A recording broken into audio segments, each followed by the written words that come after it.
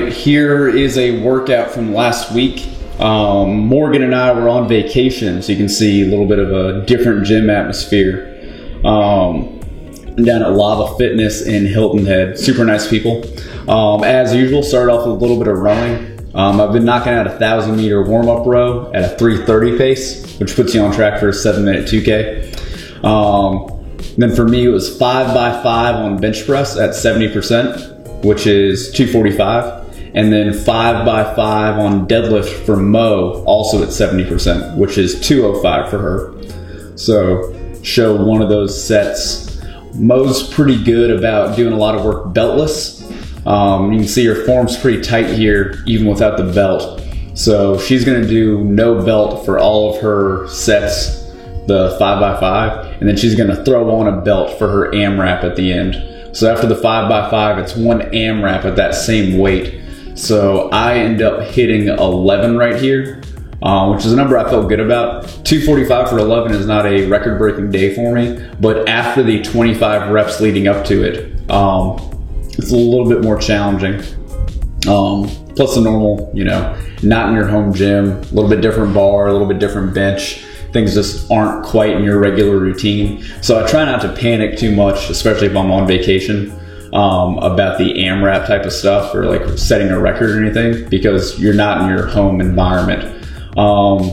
Here's Morgan's AMRAP at that same weight, that 70%, 205. You can see here, what I would like her to work on is keeping that upper back a little bit tighter, pulling a little bit more tension out of the bar, and dropping her hips down a little bit lower. There's a little bit too much movement coming from the middle of her back, which is not ideal. This is a heavy weight for her, 205. I think she ends up getting this for a set of 11 right here. 205 for 11 is a great lift for her, so I'm not trying to knock that. But a little bit more back rounding right there than I would like.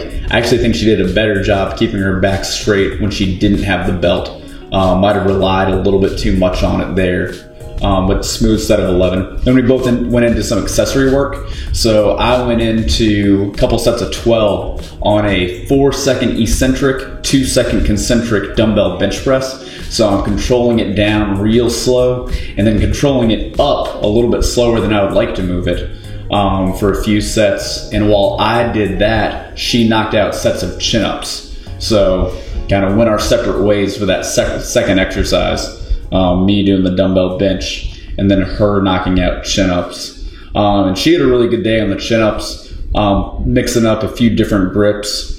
That bar is a lot thinner than the bar she is used to. So she was able to knock out 4 sets of 6 with a lot more ease than she normally does.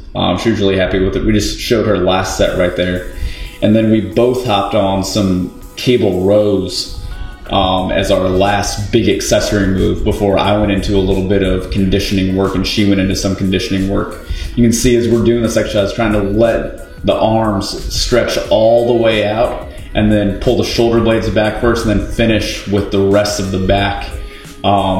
Big fan of that exercise. It was a smooth machine, really happy to use it. Then Mo did the same thing, same kind of technique, letting that shoulder blade pull all the way out and get a full stretch on that rhomboid and then pull all the way back through.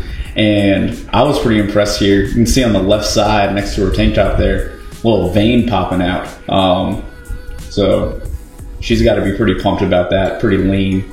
And then finished the workout out. I went upstairs, or she went upstairs and did some rowing and squats.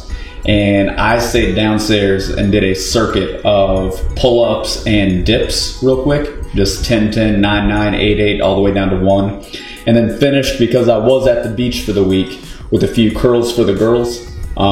Get ready to go out there. That was not on the program, but I'm at the beach. I'm going to knock out a couple sets of 20 on a bicep curl. And then one of the nice things about training in other facilities, you get access to equipment you don't always have. So this is, your standard Globo gym kind of facility. And I'm a big fan of this, pec deck machine, especially for reverse flies like this. This is one of those pieces of equipment that is almost something I would want for core blend. I think it doesn't quite have enough utility and takes up a little bit too much space for it to be worthwhile for us, but it's right on the border. I think it's one of the best rear delt exercises you can do. And that was our week. Hope you guys enjoy it. Bye.